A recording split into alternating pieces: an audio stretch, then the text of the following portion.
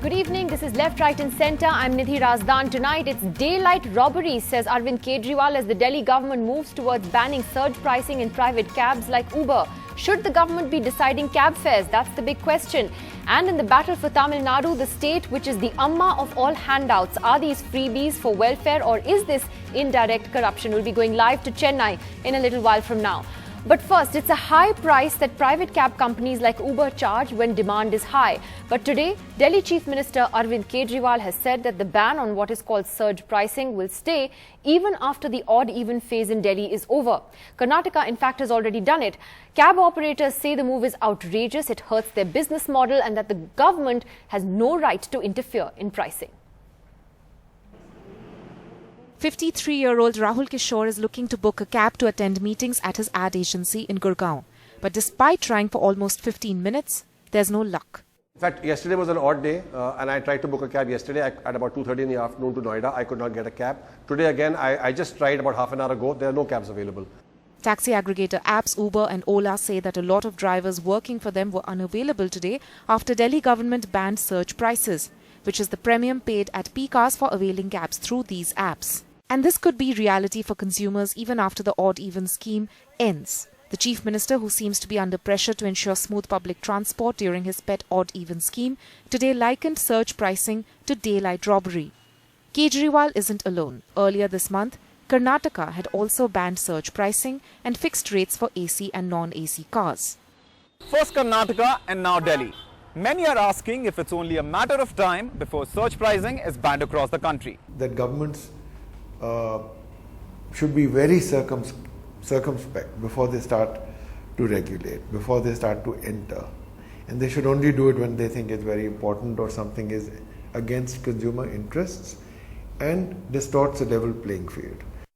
While Ola and Uber refused to issue an official statement, both these operators have in the past argued how surges are a function of demand and supply and there's little they can do. Sources say now they are trying to reach out to the Chief Minister for a discussion on the issue. But the Delhi Chief Minister hinted that he may have already made up his mind. In a few hours, Delhi's Transport Minister confirmed to NDTV that even after odd-even ends, surge prices will be banned. निश्चित रूप से ये permanently ban होगा। आप confirm कर रहे हैं कि सर्च प्राइसेस सारे ऐप बेस्ड कैब्स के लिए बैन होने वाले हैं दिल्ली में? बैन होने वाले हैं और उसके लिए हम पॉलिसी बनाने की प्रक्रिया में हैं। Delhi government has impounded over 50 vehicles over the past 12 hours, radio taxis which were apparently overcharging. The government seems to be serious in tackling surge prices. But though those who run the taxi aggregator apps are claiming that they have agreed on a temporary rollback, they say that surge prices have to be back in the long run because it is part of their business model. With Natasha Jog, Abhishek Singh and Sonal Mehrotra, Tanima Biswas for NDTV. Well, Raghav Chadda from the Aam Aadmi Party is here in the studio with us. We also have Surjit Bhalla joining us tonight here in Delhi. Rakesh Agarwal, who's actually been petitioning against surge pricing. He's the founder and CEO of Magic Seva. He joins us here. Senior Supreme Court Advocate Sanjay Hegde also in the studio with us. Let me ask you, Raghav, the question that many are raising, and many of these cab companies are also privately saying that this is supposed to be free market economics. If customers don't want to ride these cabs, let them decide. And it shouldn't be the government's job to do that. Well, first of all, let me at the outset say that the government is not against enterprise. The government is not against these taxi aggregators. And this is not a capitalism versus socialism, a free market versus restrictive market, a left of center versus right of center debate. It's a legal versus illegal debate.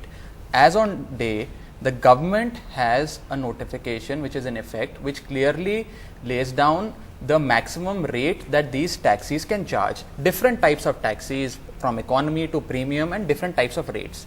We have seen that and it is only after a number of complaints which were brought to the notice of the government of NCT of Delhi that certain app-based taxi services are adopting extortionist approaches and they are charging 7 times, 8 times, in cases to 12 times the prescribed rates of the government. So my question and the question highlighted by the Transport Minister and the concerns highlighted by the Chief Minister are very simple, that you cannot adopt this exploitative approach. It is not a daylight robbery. You are rendering certain public essential services for public convenience. We certainly understand that some profit needs to be made, and therefore there are price caps that are laid down by the government. Now, whether price caps should be laid down by the government is a different debate. We can debate that. Whether predatory pricing that Uber, Ola and others adopt, which essentially means that they bring down their prices so low that others are, essentially forced to shift out of the market is another debate. But customers are also making a choice. Today is that whether it's legal or it's illegal. If the customer doesn't want to take a Kali Pili, take an auto, take another form of transport, you don't have to take Uber and Ola. And therefore, their logic is that, customers are told, look, this is surge pricing right now. Do you agree with it? And very simple. A lot of people choose to do it. Look at how ironical this is. When an auto driver charges rupees 50 extra from a passenger, you say it's robbery.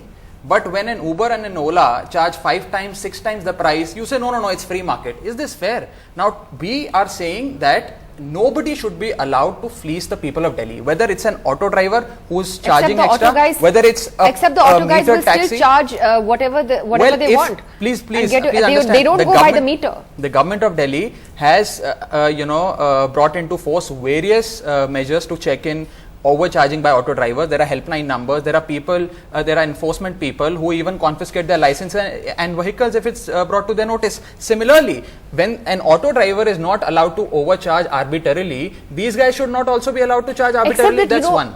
Point number two. No, I'll come back to you, and I'll just tell you that with auto drivers, ask the people of Delhi, they do arbitrarily overcharge, and that is a big problem, and that's a separate illegal. issue. My point is that is illegal, and similarly, charging more than the prescribed rates by these Uber, Olas of the world is also illegal as far as the notification of the government stands. Surjit Bhalla, if you could come in on this, you've heard AAP's explanation for this. Do you believe that it holds true at any point in this debate? Is this something that should be left up to customers? Yeah, I'm wondering what the AAP administration will do with regard to railways, who also charge surge pricing, with regards to airlines, who also charge surge pricing. It seems to me that the way that, and the two-wheelers or three-wheelers, if you will, are charging, as you were rightly saying, or overcharging all the time. So just by saying, this is illegal, therefore everything is okay, it is not okay. But I want to highlight, and there were various adjectives used by the AAP representative about the surge pricing, that this was extortion, this was exploitative, this was daylight robbery.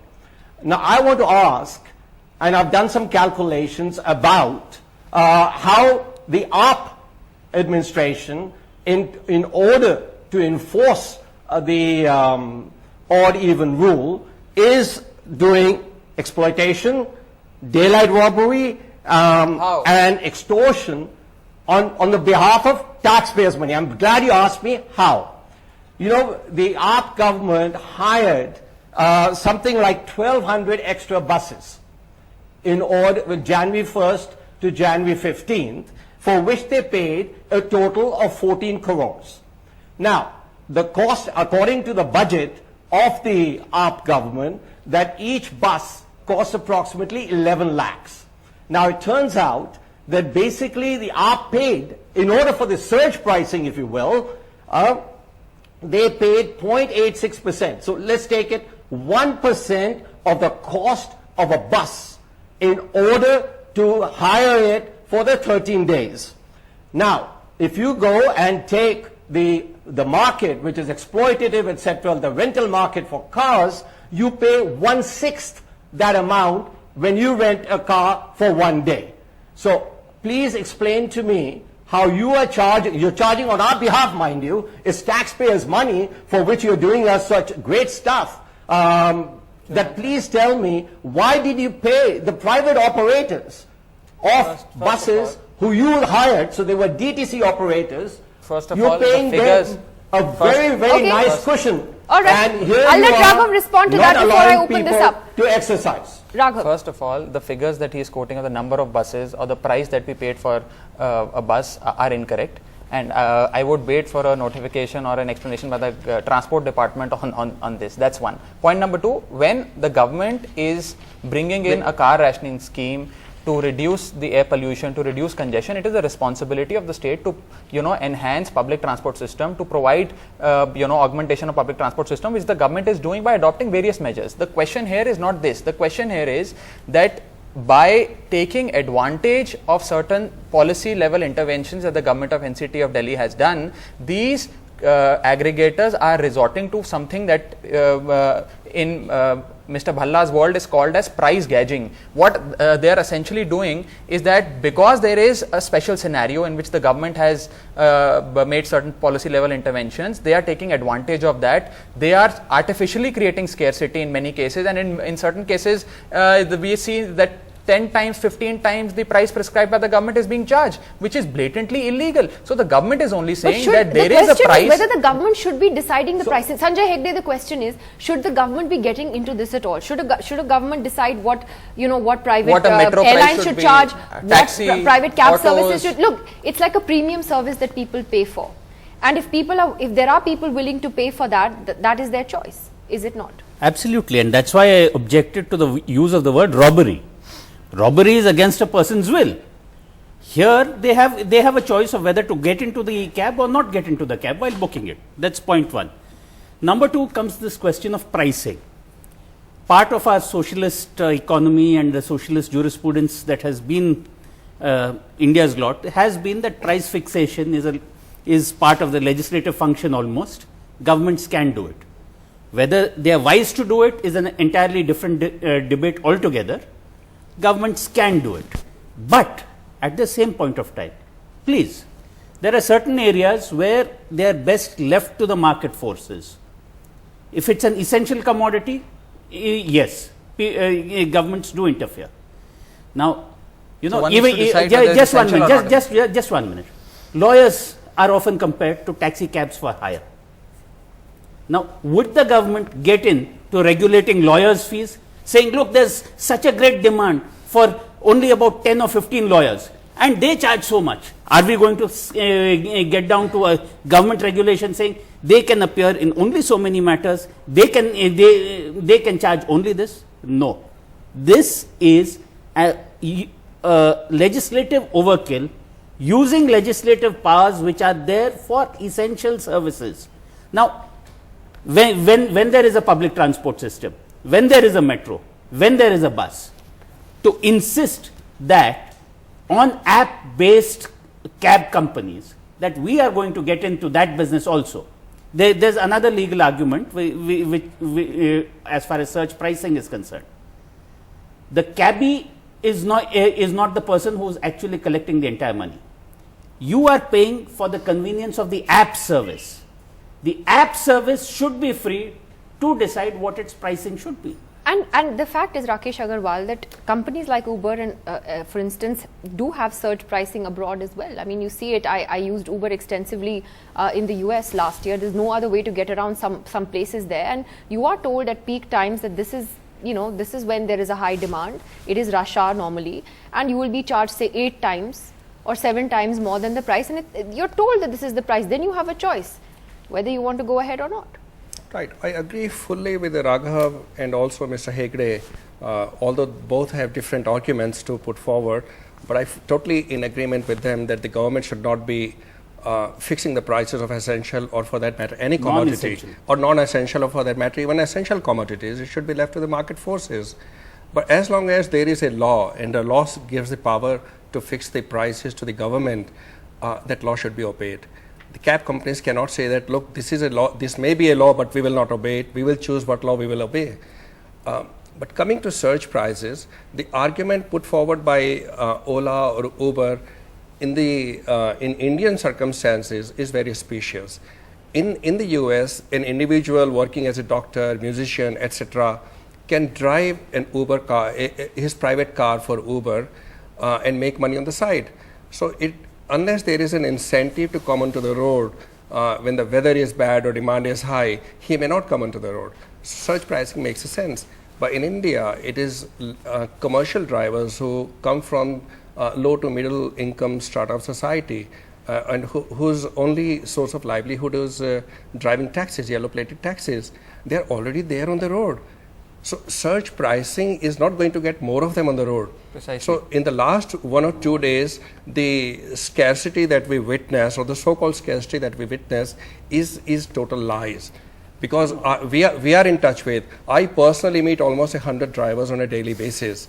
And I have not seen this kind of chatter going amongst Surjit, drivers. I'd like to get your response to these comments that you've heard, and also the argument, which is also true, is that if there is a law in place where the government is regulating fares right now, aren't these cab companies therefore then obliged, for better or for worse, to follow that? Which also then brings me to ask the question, why wasn't this sorted out when they first came? Why are we having this debate now? Exactly. It's much like the IPL and the drought debate in Maharashtra. It's cooking after the fact. Listen, what law is it? I'm not a lawyer, but maybe Mr. Hegde can enlighten us on this. That what law is there that says that a private company cannot charge X amount? When we go and hire a bus, or when we go and hire a car or whatever, what law is there that it says that it can't be more than this? I don't know of such a law. And rightly, as you rightly put in, why is it that this thing was not sorted out? Did we not know? Wasn't this part of the model that the Uber, etc. said was the taxi model? And last point, and this is to ask the other guests on the show, why is it that the first instinct of an Indian policymaker is to ban stuff? And I want to ask, why is banning of this any different than the banning of beef? Why do you want to indulge in bans?